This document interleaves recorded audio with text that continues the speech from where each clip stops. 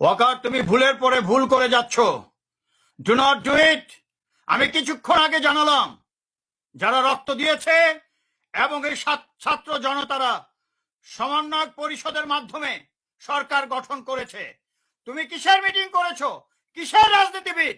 রাজনীতিবিদ ছিল না বলেই আজকে কোমলমতি ছাত্র এবং সাধারণ জনগণ আজকে রক্ত দিয়ে এই দেশ স্বাধীন করেছে। স্বাধীন এখনো হয়নি, হাসিনা মুক্ত হয়েছে, কিন্তু তুমি কি করছো? সেই মুক্তটাকে আবার কেড়ে নিচ্ছ।